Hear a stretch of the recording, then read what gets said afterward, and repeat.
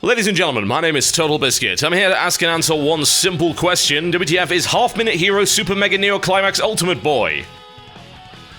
Well, I guess something had to beat the WTF is WTF video for most ridiculous title, although Hell Yeah Wrath of the Dead Rabbit certainly comes close.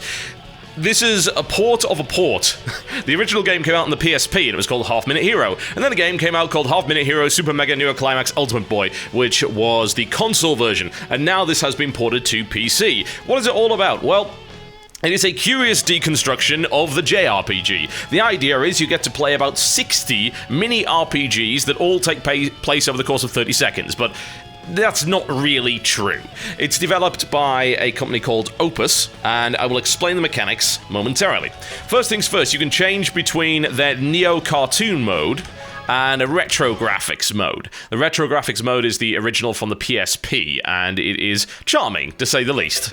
Looks something like that. So I'll show you this one first, and then we'll change the graphics over later. So this is the retro-style mode that's supposed to imitate games from the NES and SNES era, Phantasy Star, as well as the original Final Fantasy game, things like that. Options menu. This is where things start to get a little bit grim. So settings, this will run on pretty much anything, so I guess that's acceptable, but this game is locked at 720p and appears to be in a window all the time, and I don't seem to find any way to actually deal with that. Key configuration. Who thought this was a good idea? I don't know what button 0 is. What is this? This looks like a development debug menu. This isn't a real thing. Come off it. I appreciate that you can rebind the keys. That's nice, but you don't tell me what the keys are. What is button 7? God. Oh, it's so dumb. The funny thing is that you start the game and it says press any key, but it only recognizes these keys. So in reality, it isn't actually press any key at all. Oh, there you go. Wonderful. Wonderful. Brilliant. Awesome. I don't even know which key I have to press to get out of this bloody menu. God. C? No, apparently isn't going to be C. Along, up. You think select, that's a space enter bar, right? Yes, maybe. No, that's my Steam overlay. Oh, for crying out loud. There's no reason for this to be difficult. Press all of the buttons, which may or may not be recognized by this game. All of them. No, we're not getting out of the options menu. Let's strike the keys. I think I've pressed every button on this keyboard, and I cannot get out of this menu. And now I'm rebinding them. I don't even know what that was. Was that C? Oh, God. Okay, back to default.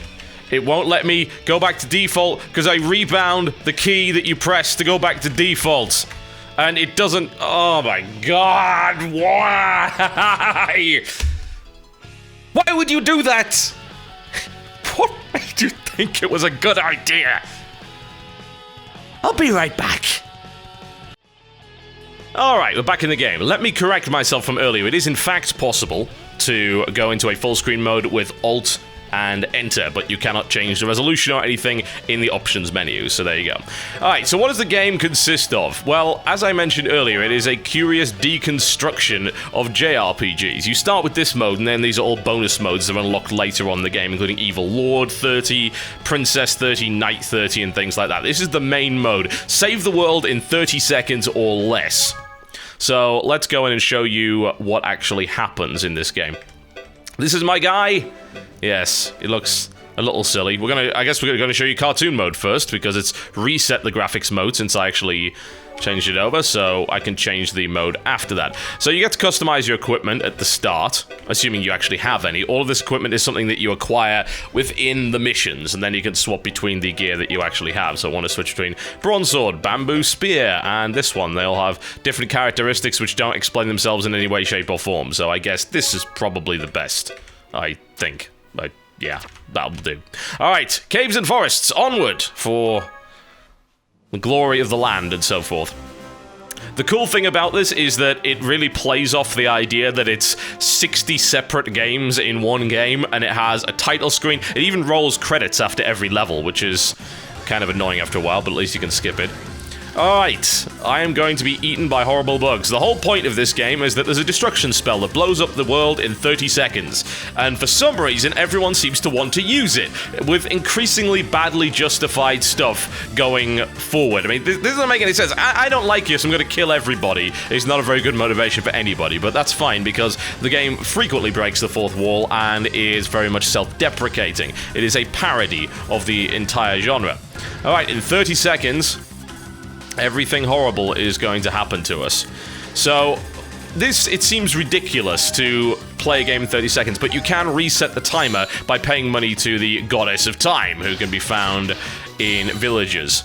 Now, if you were to look here, thankfully everything pauses in villages, so this is a great opportunity to show you what exactly is going on. Some of these villages will have a statue to the Goddess of Time, and you are able to utilize that in order to reset the 30 seconds on your clock if you're willing to pay the money for it. So optimally, you don't really want to do that, if at all possible. Now, I've bought myself a horse here, so that should be able to speed me up. Let's have a word with him. Okay, so Lumberjack has a really good weapon against bugs, so let's go and find the Lumberjack. I'm now on a horse, so I move just a little bit quicker.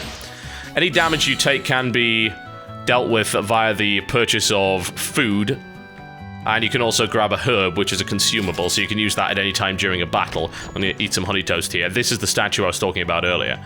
Alright, can I buy a wooden shield? No, I can't afford it. And actually, it's worse than what I've got anyway, by the looks of it. So, let's continue to ride onward. Now, I know that there is a lumberjack over here somewhere, but I am rapidly running out of time. Can I do the lumberjack and get back to the time and reset it? Probably. Okay.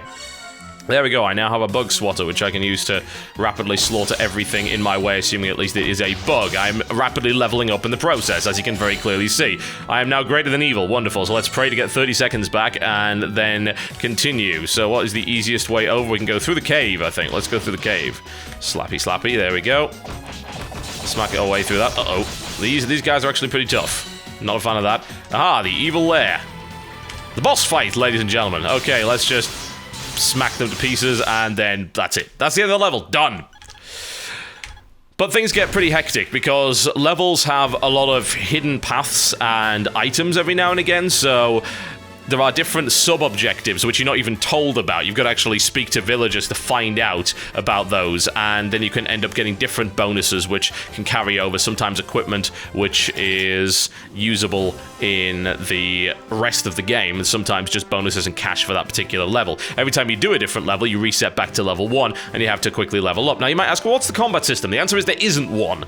Once you get into a random encounter, you just run at the enemy. You can speed yourself up, which costs health, so if you need to quickly get through a fight faster, you can do that. You can also retreat from a fight if you know you're going to die, because dying puts you back at the start, and there's a penalty and things like that. There you go, there's the credits rolling on that episode of... I'm not saying it again. I refuse to repeat the title, it's just silly.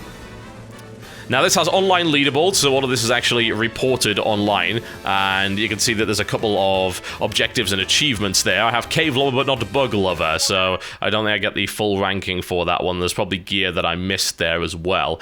But that's the basic principle of half-minute hero in hero mode. There are a couple of different modes, like Evil Lord mode and Princess mode are different to this, but you can't gain access to that for quite some time. Also, it's rather annoying that it sends data to the leaderboards, because it usually takes quite a while. I've had it take upwards of 20 seconds to actually send the data to the leaderboard. I really don't care about the leaderboard. I couldn't care less. That is not a concern for me whatsoever. Now, in between each level, you get a little bit of information here. This is always good because the game doesn't explain itself very well at all, and that's deliberate. So you need to be reading this stuff in order to know the various secrets of the game. Alright, so we're going to go into quest number 5, Fire Starter. Let's look through the equipment I've got. I can have... well, is the club actually any good? Oh, the bug swat is very specific. I'm thinking probably the boom sword is actually better by the looks of it, so let's just stick with the boom sword. There we go. Not too keen on the club. Now this should give me a couple of clues anyway, so obviously there's some woods here, and I think fasting is probably doing the entire level without actually having spent any money on food. Alright, can I change the I guess I probably can't. Oh, well, never mind. I'd like to have a quick look at the leaderboards. There you go. There are the ranks for it, as you can see, so that's pretty cool. Alright. Let's do this one then. I want to change over to the different graphics mode to show you what's going on with that. And we might even try and dip into the multiplayer. I did try one earlier, but it disconnected me after about 40 seconds of gameplay. So I have to wonder if that is a regular problem. Oh no, everyone is going to die horribly. Again. You know, that's the plot of the entire game. How terrible it is. The forest is burning. Can I deal with it? Possibly. Alright, first things first, dash straight to here so that the time doesn't actually go on. Cash-wise, that would be an interesting upgrade. What has he got to say for himself? Yeah, it's burning. That's not so useful. I'm going to buy a herb just in case. That'll allow me to at least stay out here for longer while I'm leveling up and hopefully not die horribly. Alright, uh-oh. Horrible things happening over here as well. What's going on? Okay, can we do anything about that? Possibly. Maybe. Not 100% sure, but we'll give it a bash nonetheless. Uh-oh, fire. Fire is bad. Fire is bad. Well, I've still got enough life. Let's go into the cave and deal with this guy. Jackass. What I will say about this game is it does have a rather fantastic soundtrack, and I can't beat it, damn it. Oh, never mind. Do I have the cash to reset? I do. Let's get another herb. Let's get the barrel head. Minor upgrade. A quick dash through in this direction. And now reset time. Excellent. And now go beat the snot out of that guy. Do I have the... Ah! Oh well, I'll just have to use the herb, I guess. I'm actually going to die in a second. These snakes. Okay, hopefully I can actually kill him this time. Am I leveled up enough to kill him? Yes. Excellent. I don't know if that's actually going to help anyone, but hey. Mysteriously turns the fire off. Who knows why? Are you going to give me anything nice? Excellent. So you gain companions as you go through. You can only use them in... Forever and alone, no longer, really. You can only use them in the particular level that you happen to be on. They disappear after that. Rock axe is not really much of an upgrade. I really don't think I'm high enough level to actually win yet, although I do have an archer. Okay, let's go for it. I am indeed greater than evil, so... Hopefully damage is being done. Smack him about, and this will probably be a win, but can I kill him before he... Whew, casts the spell of destruction. Yes, yes, indeed I can. And down you go, you silly individual. And then just skip through the ending story. It's like, yep, nobody cares. There you go, it's done. The game is unique. There's no real question about that, and it is actually quite fun. Although with the harder levels, you definitely need to learn the optimum route of going through it. So, it's interesting. It's really interesting. It's got a lot of good humor behind it, and it does have a lot of content and bonus modes within it. But what I will say is, for the reasons that I've shown you earlier, the PC port is non-ideal. It's playable. It recommends that you play with a controller, but I've had no problems with the keys. Once you figure out what the bloody keys are, at least since it's got the tooltips down the bottom for the default key bindings, it's usually fine. It's almost like playing a SNES emulator or whatever on your keys. It uses the same kind of keys for that, like Z, X, C, and then the cursor keys over to the right-hand side, so that's usually okay. Oh, interesting, so there was another way through that. So you can go and replay the level and find some other stuff. That guy's completely useless, if you so desire. Alright, well, what I'm gonna do is I would like to go back and change the graphics mode over, and then I'll do one more level showing you that, and then we'll have a look at the multiplayer. It's a shame I can't show you Princess and Evil Lord and things like that, but that's just the nature of it. It takes ages to unlock that, and this is indeed a First Impressions series. Oh, God. Well, oh, I think I found the way out of the menu. Yes, you press C on the settings thing at the top. Lord knows why. Alright, oh, actually not even in the right place. Why they couldn't just press X for back there, I have no idea. Let's change over to the old school graphics style, because I do enjoy the old school graphics style. It is rather awesome. There we go. Alright, we'll do... Oh, sweet! I actually did unlock those. That is a wonderful thing. We can try Princess 30, and we can try Evil Lord 30 as well, so let's try them out. I'm glad that that unlocked. That was a very, very convenient thing indeed. And we'll do this one in the other mode, I guess. There we go. Another problem with PC ports like this is you can't type it. Why can't you just type your name? No, you've got to select it like a bloody controller. Yes, indeed. We're going to do horrible things, I guess. As if it matters, the game runs at a very nice 60 frames per second. Unsurprising. I do like this graphic style, though. I think this is more charming. This has got a better aesthetic than the cartoon one. The cartoon one is still nice, and I think a lot of people will be put off by this style, but I'm not. I think it's great. Also, the music is so good. Love it. Aside from the PC port issues, I think it's a pretty decent game, but it's very niche. It's a very odd game that some people just won't get an awful lot out of. Yeah, please do explain this, because I actually have no idea whatsoever. Oh, I see. Okay, so you summon different kinds of monsters in order to beat people. So it's still a 30-second thing, but the battle system is entirely different. Let's defeat the bandits. Alright, okay. So as you can see, you can summon a fairly huge amount of monsters. Not really sure what the whole charging thing is all about. Ooh. I probably should have paid more attention. Oh, I see. Okay, I think that they stay... No, they don't. I was going to say that they stay within the range of that, but no, actually, they don't do that at all. So... It's a little weird.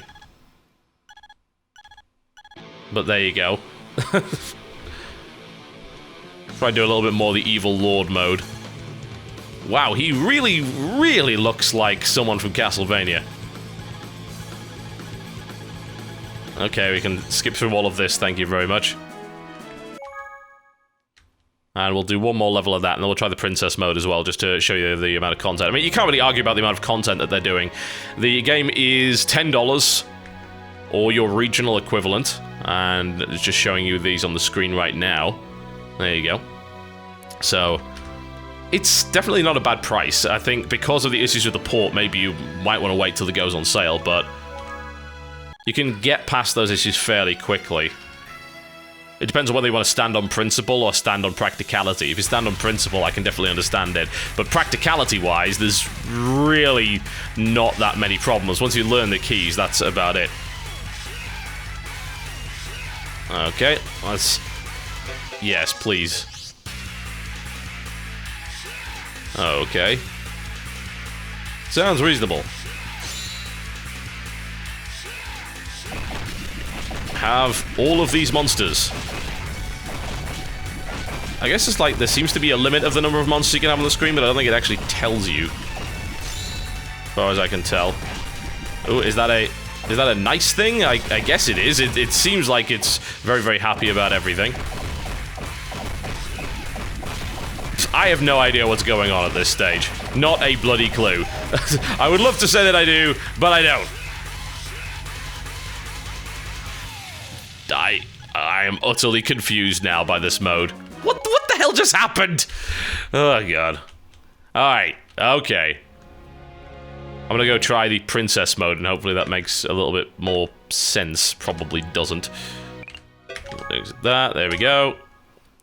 Needless to say, no mouse support of any description, so not even worth trying. Nope. There you go. Let's change the graphic style back and have a quick go at princess mode. And then... Oh, what? What? Eh? Hang on a second. I had that unlocked. Why is it suddenly vanished? That is a really, really weird issue. Why is that? I am completely confused. So I guess that's a weird bug in the game. I guess I can't show you that then, because it's gone. Does it only work in Neo in this mode? Let's have a quick look. Maybe it just supports that one graphics mode. Oh, okay. So, I guess for some reason you can only do Hero 30 in that graphics mode. That's so weird and makes no sense and is completely unintuitive. Alright, okay, let's do Princess 30 and then we'll try a little bit of multiplayer and then we can wrap this up. It's still a bunch of fun though, and the writing's great, and the music's awesome. So regardless of its problems, and the fact that this is only going to appeal to a certain kind of player, it's still at least worthy of your attention. Alright, so what the hell happened to the princess mode? If I remember correctly, you run around with a bunch of archers and things like that. I'm gonna have to read the tutorial. Got to save your father in 30 seconds. Simply because you have a 30-second curfew.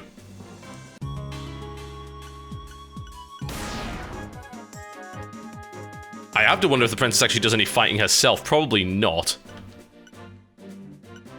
Take the soldiers. And the crossbow. Okay, fair enough.